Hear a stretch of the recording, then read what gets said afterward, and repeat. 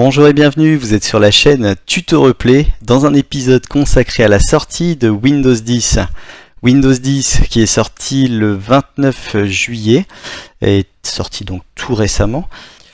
Alors, ce qu'il faut savoir absolument déjà, c'est que ce Windows 10 est totalement gratuit pour les utilisateurs de Windows 7, 8 et 8.1. C'est-à-dire que il vous faudra juste passer par Windows Update éventuellement et vous pourrez faire cette mise à jour. Alors évidemment, il y a des listes d'attente, vous ne serez pas forcément servi tout de suite, sauf si vous utilisez, plutôt que de passer par le Windows Update, un logiciel qui est fourni par Microsoft et qui vous permet de télécharger soit une image ISO, soit directement le logiciel sur clé USB, ainsi vous pourrez l'installer. Alors évidemment, prévoyez donc de bien nettoyer votre Windows. Vous pouvez vous retrouver facilement avec des cochonneries, désinstaller votre antivirus. Enfin, je vous donnerai plus de détails. Je ferai une deuxième vidéo de toute façon pour vous expliquer tout ce qu'il faut faire pour installer cette nouvelle version. Donc on va attaquer les nouveautés de ce Windows. Donc Windows, la première chose, la plus importante, celle qui a été réclamée par tous les utilisateurs de Windows 8 et certainement la chose qui a causé la perte de Windows 8, c'était la disparition du menu démarrer. Et bien il est bien de retour sur cette nouvelle version. Donc je vais cliquer pour vous la montrer. Voilà la nouvelle version du menu démarrer. Donc on retrouve les tuiles de Modern UI comme sur Windows 8.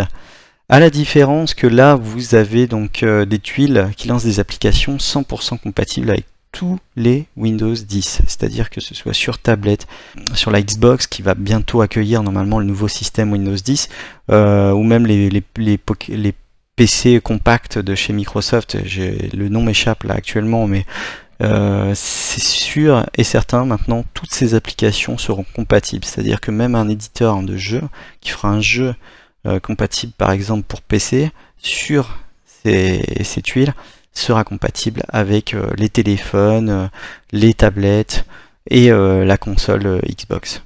Donc pour la Xbox ça viendra un petit peu plus tard. Windows 10 sort normalement vers septembre-octobre. Voilà pour donc les tuiles. Vous avez aussi maintenant sur la partie gauche une partie où on vous indique les applications les plus utilisées. Donc ces applications évidemment se classent par ordre d'utilisation, plus vous utilisez, plus ça finit haut. Vous avez au-dessus le compte, bon là c'est le compte Tuto Replay, si vous cliquez dessus, vous pourrez modifier les paramètres de votre compte. L'image, le nom, et ainsi de suite. Vous avez aussi ici l'explorateur de fichiers, donc je ne vais pas vous le détailler, je vous en parlerai un petit peu plus tard, il y a quelques nouveautés. Les paramètres, alors les paramètres ce ne sont pas les mêmes paramètres que dans le panneau de configuration, parce que le panneau de configuration existe toujours. Je vais vous montrer après comment y accéder. Les paramètres ici, c'est un panneau de paramètres un peu particulier, c'est une nouveauté, hein. Donc ce panneau regroupe tous les éléments les plus importants. On peut à peu près tout faire, toutes les choses essentielles on va dire, mais pour tout ce qui est peut-être plus technique, vous aurez toujours besoin du panneau de configuration, quoique on a quand même de la configuration réseau, donc on peut déjà faire quand même pas mal de choses ici. D'ailleurs, j'en profite pour vous montrer dans le système que vous avez les applications par défaut juste ici, et que vous pouvez régler ici l'application par exemple qui va lancer le lecteur vidéo, les photos, le navigateur web par défaut, et ainsi de suite. Donc tout ça, c'est configurable, et vous pouvez même le réinitialiser si vous faites une erreur. Voilà. J'en profite en même temps pour vous montrer le panneau de configuration. Vous pouvez toujours y accéder en faisant un clic droit sur le menu démarrer, et vous avez aussi la possibilité de connaître votre système, ce qui est très important aussi sous Windows 8, puisque c'est ce qui vous permettra de télécharger la bonne version de Windows 10 pour mettre à jour. Donc voilà, ça c'est identique à Windows 8, mais c'est pas une mauvaise chose parce que je pense que cet outil-là, ce menu-là, est très très utile pour tous les techniciens en particulier. Voilà donc pour les paramètres. Ensuite vous avez le bouton marche arrêt qui est de retour enfin. Ce bouton qui avait disparu donc de Windows 8 et que les utilisateurs ont beaucoup réclamé C'est vrai que c'était une vraie galère d'éteindre un Windows 8. Maintenant, on revient aux bonnes vieilles habitudes. C'est quand même beaucoup plus rapide. Ensuite, en dessous, vous avez toutes les applications. Alors, toutes les applications, c'est la même chose que sur les vieux Windows, hein. Sur les vieux Windows, vous l'aviez déjà. À la différence que, maintenant, toutes les applications ont été améliorées. Et je vais vous montrer tout de suite. Quand on clique, vous avez toutes les applications qui sont classées par ordre alphabétique. Donc, pour choisir une application, si vous voulez chercher par ordre alphabétique, vous n'allez pas faire à la molette parce que sinon ça serait long. Vous pouvez cliquer directement sur une des lettres et choisir, par exemple, si je veux une application qui commence par X, je clique sur X et hop, j'ai tout de suite les applications qui commencent par X. Et que c'est très pratique, très efficace. Je pense que là, ils ont vraiment bien pensé le truc. On ne pouvait pas espérer mieux, je pense, pour un menu avec toutes les applications pour les retrouver rapidement. On a encore quelques petites choses que je vais vous montrer.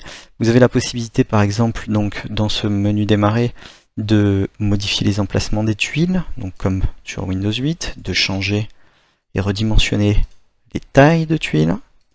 Vous pouvez également annoter donc chaque catégorie. Donc par exemple là je l'ai appelé montage, ici je pourrais l'appeler autrement, d'application. Et vous avez aussi la possibilité d'agrandir le menu démarrer ou de le rétrécir à volonté, aussi bien en haut qu'à droite.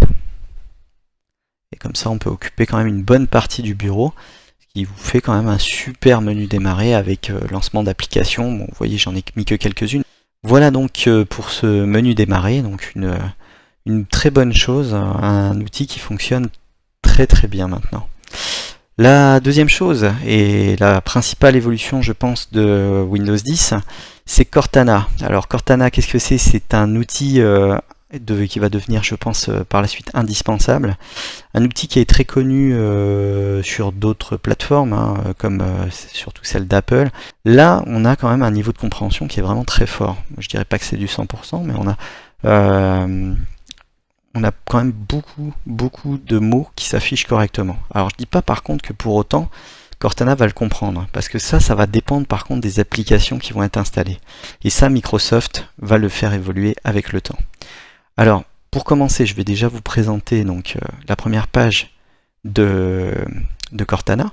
Cette première page, donc, vous avez la météo et les actualités. Alors les actualités là, de la journée, hein, vous pouvez cliquer pour voir ces actualités, ou la météo en cours, pour la journée aussi, ou pour les jours à venir. Plutôt pratique, bien détaillé, moi je trouve vraiment. Et puis alors cet outil météo, il est vraiment formidable, je vous le montrerai un petit peu après, avec les fonctions vocales de Cortana. Ensuite, alors vous avez, comme vous le voyez ici, des onglets. Ces onglets, on peut avoir la description en cliquant ici. On a le carnet de notes, les rappels et les commentaires.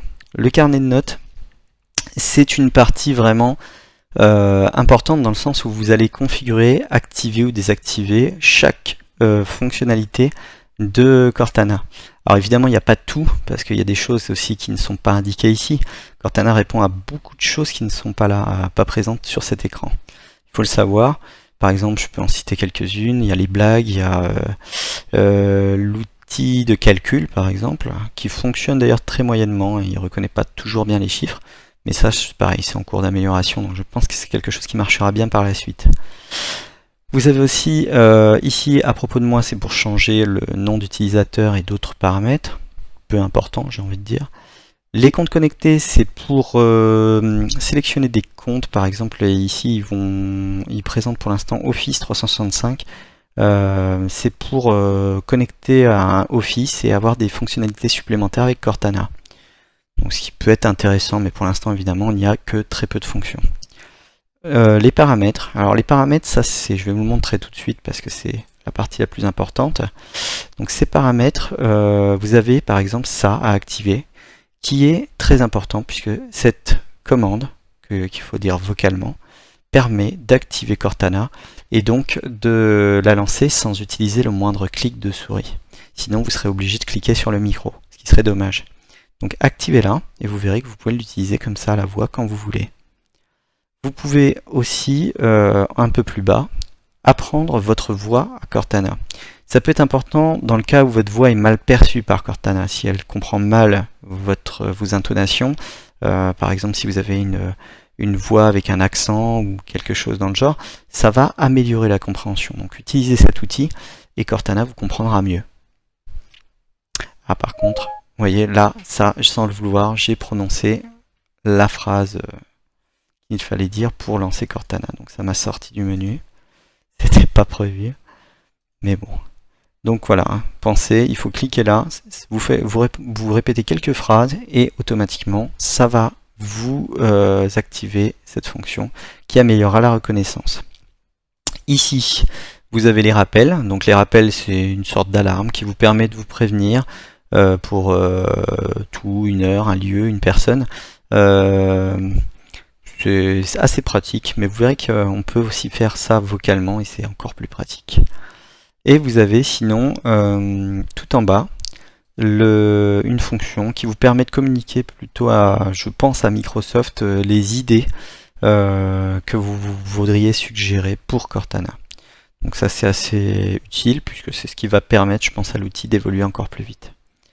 Donc il faut penser que Cortana, tout comme Windows 10, sont des services qui vont évoluer dans le temps. Windows 10 a été conçu pour être utilisé très longtemps. Donc normalement, on devrait garder ce système-là jusqu'à la fin de la vie de votre PC et peut-être même des suivants. Hein. Donc dites-vous que c'est du long terme. Là. Voilà, donc on va commencer, je vais commencer à vous montrer la partie écrite. Donc le principal intérêt, c'est les recherches. Hein. Par exemple, si je tape bloc pour le bloc-notes, il va me ressortir le bloc-notes en haut, mais il va aussi me proposer des recherches possibles sur les pages web. Évidemment, ce sera sur Edge, le nouveau navigateur que je vous présenterai dans un instant, ou dans Windows Store, donc, qui lui permet de retrouver des choses qui contiennent le mot bloc à l'intérieur. Donc c'est assez efficace comme outil de recherche déjà, et on peut retrouver quasiment toutes ces applications comme ça. Hein. Donc c'est vraiment très très performant.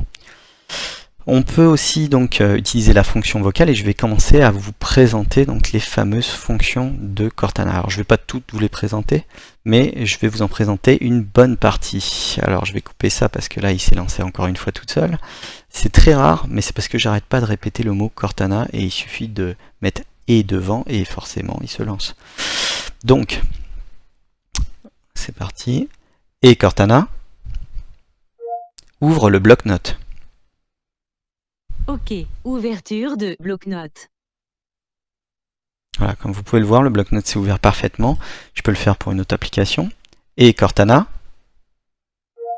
ouvre la météo. Voici l'application météo. Voilà, alors là, l'application météo va se lancer. Et vous voyez que j'ai un outil météo en plus qui est hyper fourni, vraiment très bien fait. Donc c'est vraiment très agréable à utiliser. Un outil très détaillé. J'avais jamais vu, je pense, d'application aussi détaillée que ça. Alors peut-être que certains me diront aussi sur telle application, tel logiciel, vous avez ça, ça ou ça au mieux. Bon, voilà, peut-être que je m'emporte un peu, mais pour moi, c'est vraiment un très bel outil. D'ailleurs, il y a beaucoup d'onglets, beaucoup de choses à voir. Je vais pas pousser plus loin parce que ça sert à rien non plus, on n'est pas là pour parler météo. Mais voilà, en tout cas, pour la première commande qui sert à ouvrir des applications. La deuxième commande, je vais vous la montrer par exemple, c'est « Hey Cortana, j'ai rendez-vous avec Pierre samedi à 18 h. » Pas de souci, je peux ajouter « Rendez-vous avec Pierre » à votre calendrier pour samedi à 18 h. Est-ce que c'est correct? Oui. Excellent. Voilà. Comme vous le voyez, donc là, juste en prononçant une phrase, j'ai pu enregistrer un rendez-vous dans le calendrier Outlook, donc directement. Et si je veux, je peux même vérifier, toujours en restant à la voix. Et Cortana ouvre le calendrier. Pas de souci. Voici l'application Vous voyez, là, j'ai pas touché ma souris et le calendrier s'ouvre. Et je vais voir apparaître mon rendez-vous. Voilà, samedi, vous voyez. Donc j'ai un rendez-vous à 18 h qui est indiqué. Donc je peux cliquer dessus pour vérifier. Hein. Donc vous voyez, il a pris Pierre, il a bien pris le nom. Hein.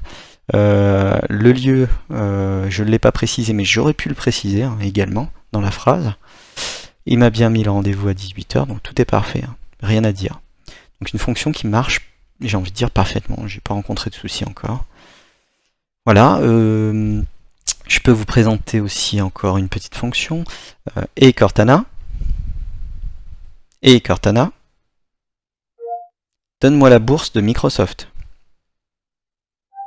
46,62 a clôturé en baisse de 2,02% à Microsoft aujourd'hui. Alors vous voyez là, donc là on est en pleine dans l'exemple où j'ai eu une ratée. J'ai dit la fameuse phrase, je peux pas le dire évidemment, mais ça n'a pas été pris en compte et il a fallu que je la répète une deuxième fois. Donc comme quoi c'est pas 100% parfait, c'est ce que je disais, mais quand même on a une capture vocale qui est très très très bonne. Alors on peut demander évidemment un tas de choses, on peut demander même n'importe quoi. Dans certains cas, évidemment, il va nous sortir Bing et nous sortir donc n'importe quoi sur Bing. On aura des résultats toujours sur le fameux navigateur Edge.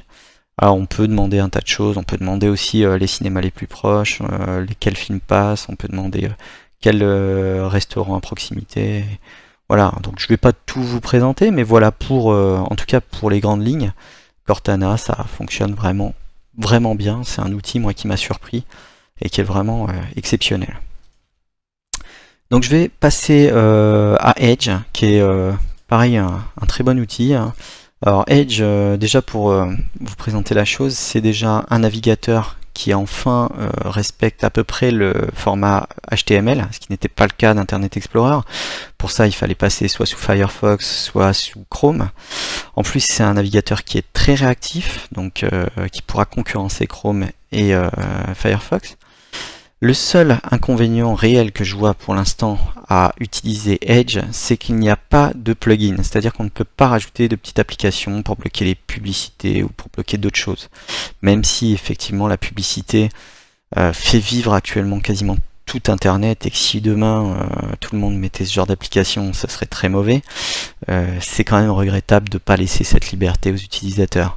Donc les utilisateurs se sont plaints à Microsoft et Microsoft semble avoir compris qu'il y avait un souci et ils ont bien précisé que c'était que le début et que Edge allait évoluer tout comme les autres applications de Microsoft. Donc on est vraiment sur, je pense, une très bonne application qui va aller dans le bon sens et je vais vous présenter les nouvelles fonctions de ce navigateur. Alors pour ces nouvelles fonctions, je vais déjà me rendre sur un site, je vais taper actualité. On va se rendre sur cette page. Et donc, sur cette page, par exemple, ce que je peux faire, c'est utiliser la fonction d'annotation. Alors, c'est juste là. Vous avez ici le stylet. Donc, on peut cliquer et rester appuyé pour choisir, ou appuyer une fois et choisir la couleur, la taille du pinceau. Et ce stylet permet de souligner, par exemple. Alors, est-ce que je l'ai sélectionné ? Voilà, donc on peut souligner du texte, hein. On peut aussi utiliser le deuxième outil pour surligner, excusez-moi, surligner du texte. On peut aussi utiliser la gomme pour effacer une des annotations. Voilà, et on peut aussi annoter sous forme de texte. Voilà, n'importe quelle zone de l'image. Enfin de l'image ou de la page internet, je veux dire.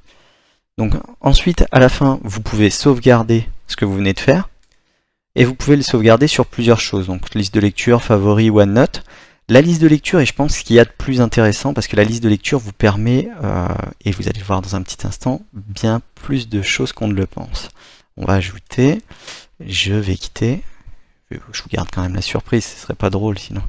Donc la liste de lecture. Alors ici on clique ici, on a plusieurs choses. On a les favoris évidemment, on a les listes de lecture avec ce que j'ai sauvegardé, on a l'historique et les téléchargements. Si on va dans la liste de lecture et que je sélectionne ma page, hop, je retrouve ma page avec mes annotations. Mais là où c'est encore plus fort, c'est qu'une liste de lecture est utilisable hors ligne, c'est-à-dire que la page entière a été sauvegardée. Vous pouvez la consulter sans avoir internet. Donc vous pouvez très bien le faire sur un portable, partir dans une zone où il n'y a aucune connexion et consulter vos pages tranquillement. Donc tout ça, c'est possible grâce aux listes d'annotation. Autre fonctionnalité, vous avez la possibilité de partager aussi vos pages. Vous pouvez partager sous forme pareil de liste de lecture, de courrier ou sur OneNote. Je ne vais pas vous faire le détail non plus de ces fonctionnalités, ce serait trop long de vous décrire tout ça. Mais voilà, vous savez que vous avez une fonction de partage, chose qui n'existe à ma connaissance sur aucun navigateur. Excusez-moi pour le petit son, c'est le petit bug de ma souris. Ensuite, je vais vous montrer aussi, alors il faut que je revienne en arrière parce que ce n'est plus interactif par contre, c'est le seul inconvénient. Et je vais essayer d'aller dans un article, voilà. Je prends le premier article, hein, c'est peut-être pas le plus gai, mais... Et on va utiliser une fonction. Alors vous voyez là, la page est très chargée. Et si je clique sur cette fonction, eh bien la page d'un seul coup est épurée. On n'a plus que l'image principale et l'article, avec une lisibilité bien supérieure, des polices plus grandes. Et c'est quand même très pratique de pouvoir faire ça. Je dirais presque qu'on peut se passer de ces fameux bloqueurs de publicité en utilisant ça. Bon, je dis presque parce qu'il y a quand même des publicités qui sont bien plus envahissantes que ça. Voilà, donc pour en sortir, vous cliquez dessus. Et voilà, donc je pense qu'on a fait quand même le tour global de ce navigateur qui ne demande qu'à évoluer. Et je pense vraiment là qu'on tient quelque chose une petite pépite de Microsoft, quelque chose qui évolue en bien. J'ai pas toujours été fan des navigateurs Microsoft, je dirais même que je l'ai quasiment jamais été jusqu'à aujourd'hui. Donc je pense qu'il y a encore un peu d'évolution et on a un très bon navigateur. Je vais fermer cette fenêtre et je vais vous présenter aussi alors maintenant cette petite fonction. Je ne vais pas vous donner le nom tout de suite. Alors on va ouvrir des fenêtres par contre. Je vais ouvrir deux fenêtres, voilà. Je vais aller dessus. Et donc ce qu'on voit déjà, quand on clique là-dessus, c'est qu'on a un peu à la façon du Alt-Tab, les fenêtres en cours d'utilisation sur notre bureau. Mais ce qu'on fait peut-être pas attention, c'est qu'en bas, on a plusieurs bureaux. Déjà, j'en ai créé 2. Mais vous pouvez en créer des supplémentaires. Vous pouvez ainsi utiliser plusieurs bureaux en cours d'utilisation et transférer par exemple un travail en cours, par exemple, d'une fenêtre sur un autre bureau pour alléger par exemple un bureau en cours et répartir mieux vos tâches. Ça peut être vraiment très pratique. Vraiment, je peux pas vous donner un exemple concret comme ça, mais je vous montrerai un peu après avec l'explorateur de fichiers une fonction qui peut très bien compléter cette fonctionnalité. Voilà, donc une très bonne fonction qui existait certes déjà sous Apple et Linux, vous allez me dire, mais j'ai envie de dire ça existait aussi sous Windows. Il suffisait de chercher un peu, on tapait sous Google, on faisait une petite recherche et des logiciels qui faisaient du bureau multiple, il y en avait beaucoup. Et il y en avait même quelques-uns qui avaient une fonction qui était assez intéressante et que je regrette de ne pas voir sur ces bureaux multiples. C'est que quand on crée un raccourci ici, par exemple sur le bureau, c'est le même raccourci qui apparaît sur tous les bureaux. Donc on n'a pas de bureau indépendant. Et ça c'est vraiment très dommage. J'espère que par la suite, il y aura une évolution qui permettra d'avoir de vrais bureaux distincts. Voilà, un petit coup de gueule contre Microsoft pour ça, parce que ils auraient pu faire mieux là-dessus. Voilà donc pour ces bureaux multiples. Je suis revenu donc sur mon deuxième bureau. Je peux très bien supprimer aussi le troisième qui ne me sert plus. Je vais vous montrer aussi maintenant, c'est le store, donc qui a certes peu évolué, mais qui a évolué un petit peu. On a une présentation qui, je trouve, est un peu plus agréable, un peu plus sympathique. On peut descendre aussi, voir la suite. On a des choix présélectionnés. Bon, il y avait déjà, certes, certaines de ces choses. Mais là où il y a une différence, en fait, c'est plutôt dans l'interaction avec le store. C'est-à-dire que, par exemple, si je vais dans les musiques, que demain j'achète une musique, vous allez retrouver cette musique tout de suite dans l'application musique de Microsoft.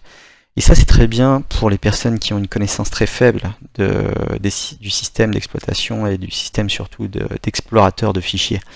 Parce que les explorateurs de fichiers, tout le monde ne maîtrise pas. Et pouvoir acheter de la musique et la lire derrière, c'est quand même un grand plus, je pense. Donc bon, je pense qu'il y a beaucoup d'utilisateurs qui sont très contents d'avoir cette fonction. Voilà, donc je vais couper ça.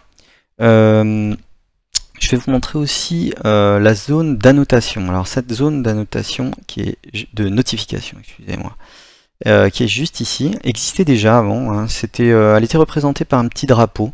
Je ne sais pas si vous vous en souvenez. Ce petit drapeau, souvent très discret, avec une petite bulle parfois qui affichait quelque chose, mais souvent on ne voyait pas. Maintenant, on a des affichages beaucoup plus visibles, et quand on clique dessus, on a la liste des choses importantes à rectifier ou à faire, ou même des indications de nos logiciels. Donc ça, c'est plutôt bien fait. Bon, là, évidemment, j'ai aucune notification, hein, mais j'aurais une notification, elle aurait été visible ici. En bas de cette zone de notification, on a aussi des icônes. Ces icônes, vous avez le mode tablette, par exemple, qui est plutôt pratique, qui vous permet d'afficher tout comme si on était sous Windows 8, sous Windows 8 8.1, et en mode tablette, en fait. Donc on peut évidemment le désactiver très facilement et revenir au menu, menu démarrer. On retrouve quelques icônes supplémentaires que je ne vais pas toutes vous décrire, donc des menus de connexion, de notes, tout paramètres, VPN, ça peut être pratique si vous voulez vous connecter à un VPN sans installer d'application. Voilà, et vous aurez le Wi-Fi sur les tablettes éventuelles et sur tout ce qui est ordinateur portable, tout ça. Donc vraiment, pareil, une bonne évolution, quelque chose de positif à mon sens. Donc voilà pour la notification. Je voulais vous montrer aussi l'explorateur de fichiers. L'explorateur de fichiers a un peu évolué aussi. On a une zone d'accès rapide. Donc les accès rapides par défaut sont activés. Là je les ai désactivés. Je les réactive. Donc ici normalement vous avez les fichiers les plus utilisés fréquemment. Et ici les dossiers utilisés fréquemment. Moi par défaut, je ne laisse pas cette liste parce que je trouve qu'elle est assez aléatoire. Parce qu'en fonction de ce que vous avez lancé, vous allez retrouver n'importe quoi là-dedans. Donc je la désactive en faisant option et en décochant ces deux fonctions et en faisant OK. Ça désactive ça et ça me permet d'ajouter manuellement en fait dans les dossiers fréquents les choses que je veux. Alors par défaut il y avait dans les dossiers le bureau. Je vais vous montrer pour exemple justement comment on remet le bureau en faisant un clic droit et en épinglant dans l'accès rapide. Voilà. Donc là, vous voyez que le bureau est apparu, et donc ces accès rapides sont visibles depuis n'importe quel logiciel qui a un explorateur. Donc c'est vraiment très très efficace. Évidemment, je peux le retirer en faisant un clic droit et en désépingler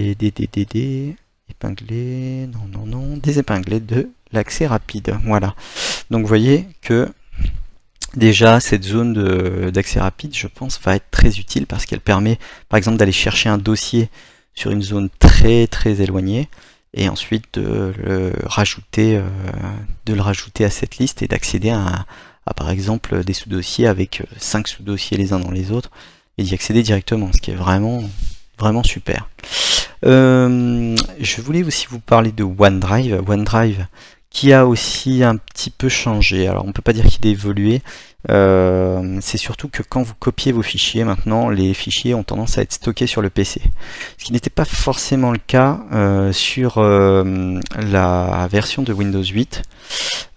Sur Windows 8, vous pouviez transférer les fichiers sur OneDrive et puis ensuite ça s'effaçait du PC. Ce qui fait que vous n'aviez pas de tampon dans le disque et donc vous n'aviez pas cette occupation du disque dur qui est soit inutile, soit au contraire une sauvegarde.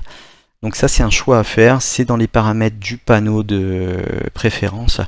Donc je vous laisserai chercher là-dessus, je ne rentre pas dans les détails, mais je tenais à vous le préciser. Vous avez donc aussi une petite chose à noter sur les fenêtres, c'est que vous deviez connaître ici la possibilité, ici et ici, de créer des demi-fenêtres en les collant sur les deux côtés gauche et droite, ou de le mettre en plein écran en haut. Et bien maintenant, vous avez les coins aussi qui sont utilisables. En mettant en haut à gauche, vous avez directement un coin, ce qui fait que vous pouvez facilement mettre 4 explorateurs les uns à côté des autres. Et par exemple, ça peut être très pratique si vous avez beaucoup de choses à manipuler. Et vous pouvez le mettre par exemple sur un bureau, comme je vous en parlais tout à l'heure, ça peut être super utile. Et repasser sur un autre bureau pour faire vos navigations, vos recherches et ainsi de suite. Donc oui, là, c'est un super outil que d'avoir cette possibilité. Voilà donc pour l'explorateur de fichiers. Une petite dernière chose que je voulais vous préciser, donc c'est la fonction Xbox. Cette fonction Xbox, en fait, est plutôt pratique parce qu'elle va permettre de communiquer avec les utilisateurs de Xbox. Par défaut, on va vous créer un avatar. Voilà le mien en tant que tuto replay. Alors sachez que ça ne sert à rien d'essayer de me joindre, je ne l'utiliserai pas. Et cet avatar donc vous permet de communiquer avec tous les utilisateurs. Vous avez aussi une fonction de store, puisque toutes les applications du store seront compatibles avec les Xbox, puisqu'elles fonctionneront d'ici le mois de septembre-octobre sous Windows 10. Et oui, même les consoles maintenant passent sous Windows. Donc une très bonne compatibilité, quelque chose qui va faire que ça va devenir quelque chose de très polyvalent que le store de Windows. Cette fonction-là aussi, se connecter, vous permet de vous connecter à votre Xbox. Donc pourquoi vous connecter à votre Xbox? C'est bien tout simplement pour streamer l'image. Et là vous allez me dire, mais à quoi ça peut bien servir de streamer l'image de votre Xbox? Eh bien ça va vous servir en fait à libérer principalement votre téléviseur. Si par exemple une personne de votre entourage a besoin d'utiliser le téléviseur et que vous êtes contraint de lâcher la console, sachez que maintenant vous pouvez partir sur le PC, vous connecter à la Xbox et reprendre votre partie directement en streamant l'image. Donc il y a une fonction fort sympathique qui je pense va ravir beaucoup de monde. Dernière chose que je voulais aussi vous montrer sur cet écran, c'est cette fonction, la fonction qui permet d'enregistrer en fait avec la fonction Windows G, d'enregistrer des parties. Vous êtes dans un jeu, vous faites la touche Windows G et vous allez voir apparaître cette petite fenêtre qui est là, qui permet d'enregistrer donc votre partie en cours. Donc seule chose à reprocher, c'est que cette fenêtre, à ma connaissance, n'est pas optimisée pour les GPU, comme certains logiciels comme Bandicam, comme le logiciel fourni avec Nvidia qui permet d'enregistrer ces parties en cours et qui utilise un tout petit pourcentage de puissance de la carte vidéo et qui libère du coup complètement le processeur de cette tâche. Et ça, c'est quand même très intéressant. C'est peut-être quelque chose qui arrivera par la suite. En tout cas, pour l'instant, à ma connaissance, ce n'est pas possible. Donc, quand même, une fonction à surveiller qui est très pratique et qui, malgré tout, je pense, fonctionnera bien parce qu'aujourd'hui, avec DirectX 12, donc qui va faire fonctionner tous les jeux, il y a un allègement très fort de l'utilisation processeur, et qui dit allègement de l'utilisation processeur dit plus de temps processeur pour faire de l'enregistrement par exemple à côté. Donc on va pouvoir faire pas mal de choses et je pense que vraiment c'est une très bonne mouture que ce Windows 10. Voilà, j'ai pas grand chose à ajouter, je pense avoir fait le tour, j'espère que vous avez apprécié cette vidéo. Si vous avez des commentaires à faire, si vous avez des idées, des choses que j'ai loupées, si vous voulez que je fasse une vidéo sur autre chose dans Windows, n'hésitez pas à me le dire. Je vais essayer d'être beaucoup plus présent après sur la chaîne. J'ai malheureusement beaucoup de travail à côté parce que je ne suis pas un youtubeur, c'est pas mes revenus, donc je fais ça sur mon temps libre. Et n'hésitez pas à me soutenir, surtout en vous abonnant. Ce serait vraiment sympathique de votre part que de suivre la chaîne si vous appréciez mon travail. Voilà, je vous remercie vraiment très fort d'avoir suivi cette vidéo et je vous dis à très bientôt. Au revoir.